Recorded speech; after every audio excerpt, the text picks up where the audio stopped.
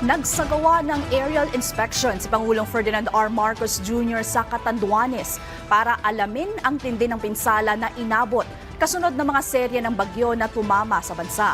Tiniyak naman ng Pangulo sa mga nasalanta ng bagyo ang tuloy-tuloy na ayuda mula sa pamahalaan hanggang sa muling pagbangon ng bawat apektadong pamilya.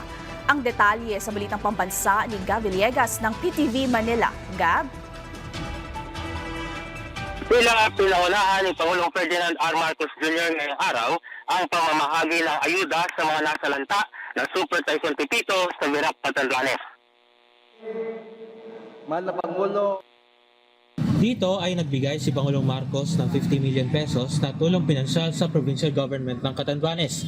Ayon sa Pangulo, nakita niya ang naging pinsala ng Bagyong Pepito matapos itong magsagawa ng aerial inspection. tinignan namin sa helicopter, nakita namin kung ano yung mga naging damage. Titignan namin ang sitwasyon dito sa inyo.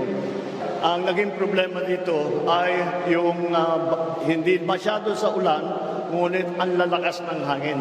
Patuloy rin na magpapadala ng relief items sa mga evacuees na patuloy pa rin nananatili sa loob ng mga evacuation center. Lahat po na nasa evacuation center na hindi pa makauwi ay binibigyan po namin nitong hanggat kailangan. Kunin nyo, walang deadline po ito.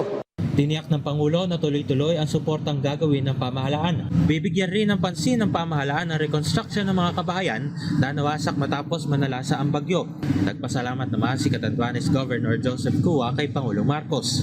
Ang inyong pagdating, mahal na Pangulo, ay patunay ng inyong dedikasyon sa agarang pagtulong sa amin at tunay na pagmamahal sa amin. Mula sa aming puso, kami po ay nagpapasalamat sa inyo. Maliban sa pamamahagi ng food packs, namahagi rin ng pamahalaan ng payout sa mga benepisyaryo ng Assistance to Individuals in Crisis Situations o AICS at tulong panghanap buhay sa ating disadvantage o tupad ng Department of Labor and Employment. Ikinatuwa naman ni Emily na isa siya sa mga nabigyan ng ayuda matapos tumama ang Bagyong Pepito sa kanilang lugar. Ipinagpapasalamat niya ang natanggap na ayuda mula sa pamahalaan. Malaking tulong na po yan sa amin. Kasi sa panahon na ngayon, kapos na kapos po kami ngayon kasi wala po kami kita ngayon. Ganito rin ang naging payag ng isa pang benepisyaryo na si Jovi.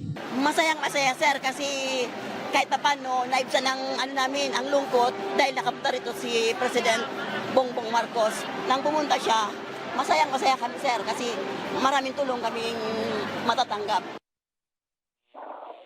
Sila aabot sa 1,000 food packs at 500 pisong cash relief ang ipinamahagi sa mga residente ng Barangay Rawis, Kapilian at Francia dito sa Virac sa Catanduanes.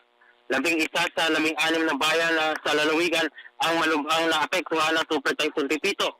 Pinagsisikapan na rin ang iba't ibang ahensya ng pamahalaan na ayusin ang mga naging pansala sa infrastruktura, malinis ang mga daan at maibalik ang supply ng kuryente at linya ng komunikasyon pagkatapos ng pananalasa ng Bagyong Pepito. At yan muna latest, balik sa iyo Sheila. Gab, kamusta naman ang lagay ng panahon ngayon sa Catanduanes at yung kalsada, mga daraanan ngayon?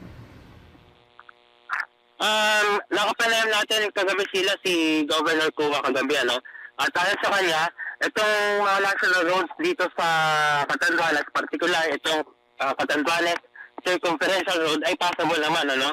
Pero sinasabi ni Governor Cua na mga hindi passable, mga hindi madaanan sa ayon ay yung mga nasa barangay level. Pero sa ayon ay sinasabi din ni Governor Cua na patuloy itong sinasagawa nilang clearing operations dito sa mga maliliit na kalsada na ito within the barangay level. Sila. Maraming salamat, Gab Villegas.